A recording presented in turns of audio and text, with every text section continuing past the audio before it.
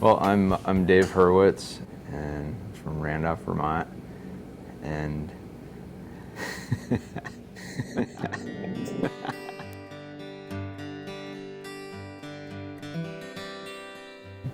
I'm a woodworker, furniture maker, a designer, and a sculptor, and I identify myself as a craftsman and an artist. I would say just the natural world, I mean, is a big influence for me, and even though my work is very contemporary and some of it's kind of funky and some of it's like bright colors, probably the biggest influence was growing up in the Adirondacks and that influence of being out in that environment and just natural forms, and those were my early influences. I grew up in an artist family, and so we were always making things from way back. And I got hooked on woodworking at a pretty young age in first grade. I went to an experimental elementary school. There was a lot of freedom there, and we were just encouraged to do the things we were interested in. In first grade, we did woodworking, and I remember shaping things with a rasp. It's like a really rough, coarse file, and they showed us how to do that. And that was really intriguing at the time, that you could cut a shape and then you could take it and round it over with this rasp. And so little did I know at that age that, you know, fast forward years later, that I use a rasp. I use all these different tools now, and I do a lot of sculpting and shaping in my work, and that's really kind of important to me, and it's something I really enjoy. And then went off to college and started out in mechanical engineering for 2 years, and then switched to a fine art program. And I just realized that even though I liked math and science, I needed to be working with my hands, and that was really important to me. And so I needed that hands-on experience of actually making stuff. About a year after school, I started my own shop. And so I've been doing it since 1993. And now I pretty much design and build everything, you know, that I make are my own designs. I don't really do like reproductions. I don't do kind of built-in cabinetry or that sort of thing. So it's pretty much my own thing now. The things that probably have been the biggest influence are kind of more like kind of 20th century sculpture, abstract painting, some surrealist stuff too.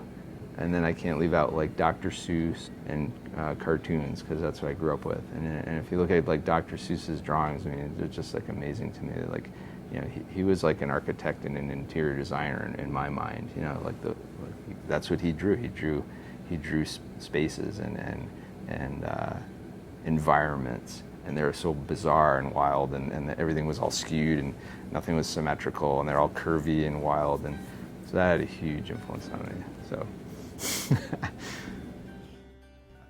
I'm kind of working with form and then the interaction of different forms in an overall design. So whether it's different curved elements and how they work with other parts of the piece, or maybe different woods, how they might contrast, maybe different surfaces, like maybe there's some carved texture, or maybe there's painted surfaces, how those interact. So I kind of am playing around with contrast.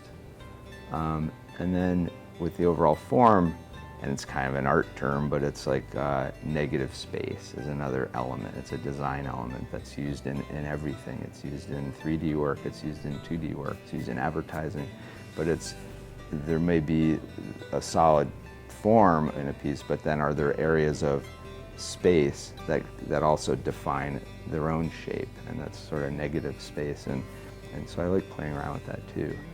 You could say I'm an old school designer because I still design with like a pencil and a piece of paper, and that's becoming unique these days. It didn't used to be.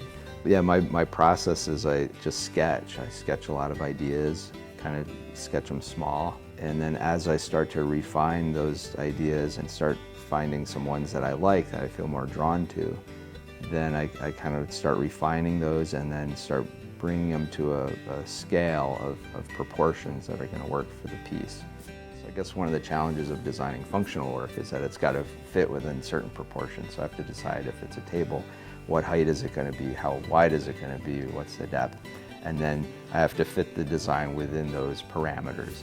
Once I get a design or a concept to that stage and have it drawn proportionally, then I'll draw full-scale drawing.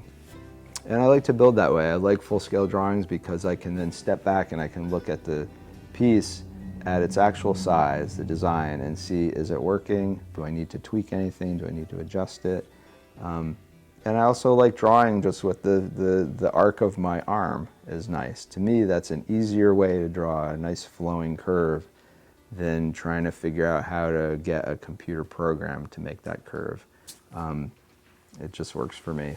So I've kind of been a holdout. I'm not doing computer-aided design, and I've been tempted a few times, but I think I've made the decision that I'm not going there. So because this system seems to work.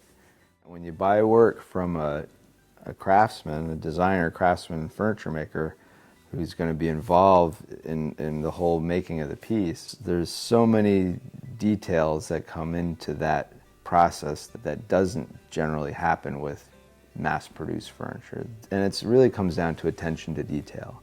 And it starts with the selection of the wood. So it's using good quality wood, but thinking about grain and how the grain of different boards all work together and interact throughout the whole piece. If it's a tabletop, do all those pieces in the tabletop have similar grain? Where they cut from the same log? Are they have the same color? And then are they nice wide boards, or are they thin little strips?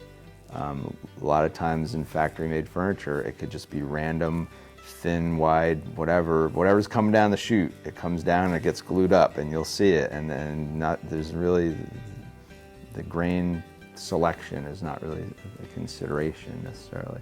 And then there's also attention to detail on the finish itself. And myself, I don't use any stains.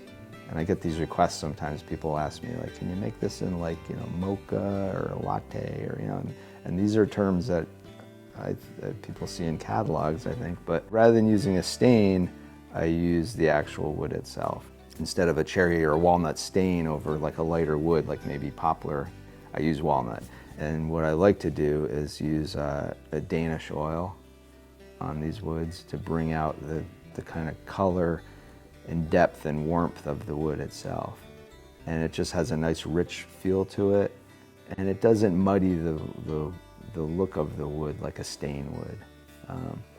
So yeah, there's that, and then also just basic construction and joinery. And furniture makers, we think about the right type of joinery, the right kind of structural components that'll make this a strong piece that's built to last many generations. And that's how I build.